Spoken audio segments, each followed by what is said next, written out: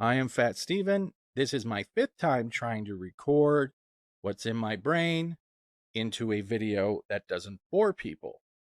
Let's try again. WandaVision, a Where's Waldo book of Easter eggs, red herrings, niches, and nods. It is a fun experience if you want to apply yourself and actually dive in deep. I think they are pulling multiple storylines, multiple little pieces from all different types of comic books, probably going back to 1985, John's Byrne, to 89 when it starts with Vision Quest, Darker Than Scarlet.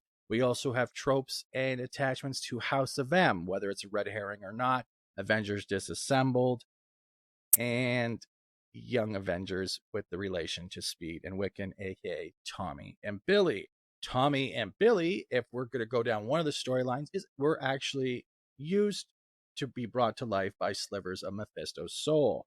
Mephisto is known as a troublemaker. He has caused a lot of influence on a lot of heroes throughout the Marvel universe. And universe is a new verse that I have just patented about 3 seconds ago when I'm trying to talk. But it still is one of those things. If they are going to be using the Mephisto standard, and he does eventually, if he is a villain in this, make an appearance, he will retake those two twin souls. That could set off Wanda. If Wanda sets off, who knows what could happen? She could make that whole TV reality that's now infused with red magic, chaos magic, hex magic. It could expand to the point, or it explodes in a point that it creates a shockwave that can manipulate or change the molecular level of everyone within that zone, hence maybe creating mutants. That would be pretty cool. Same time, if this doesn't happen and it has to just do with long-term exposure, does that mean the townspeople of Westview are not only creating abilities from the long, not creating, but they have become affected to the point where they have abilities and they are unaware because of this?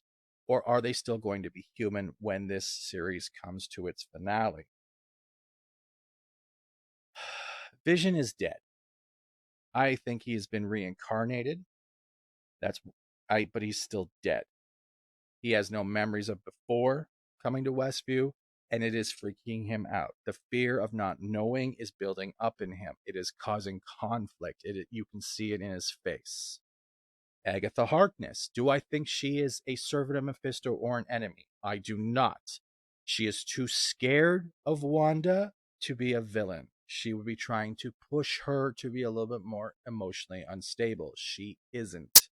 That is my perspective.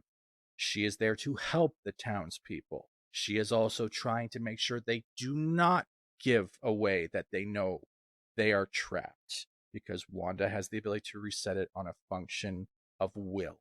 She does not know the extent of her powers, nor does she control it to the point where it is fine-tuned. Opinions. This is all opinions. Do I think the recast Pietro is Mephisto or an enemy in disguise? No. If it's a shapeshifter of the rumors, slight chance that that is the mole that Randall Park, aka Agent Wu, has been talking about. Frog in my throat. As I go on, I believe Agatha is at a crossroads where she doesn't know whether to help Wanda or help the townspeople, which is more important. I think she wants to do both. And she is trying not to be in the line of sight when Wanda starts seeing that something isn't right with the people around her, like the incident with the Ultron comment and Monica Rambeau. As I go on,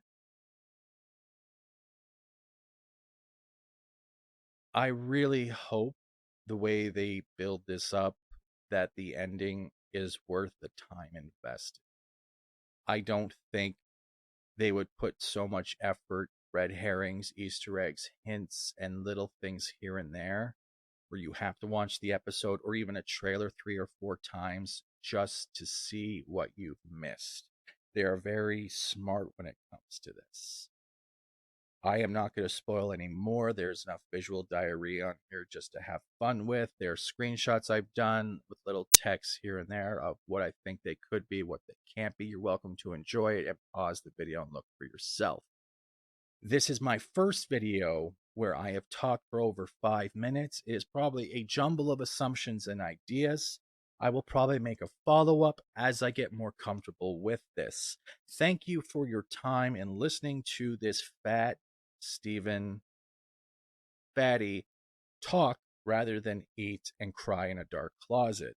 I am going to end this video. Please like and subscribe.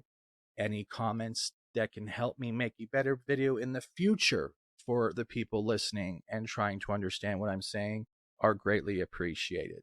And to those little bots who like adding the links to your porn sites, bring them on. I could use some new content. And thank you. Have a great bad day.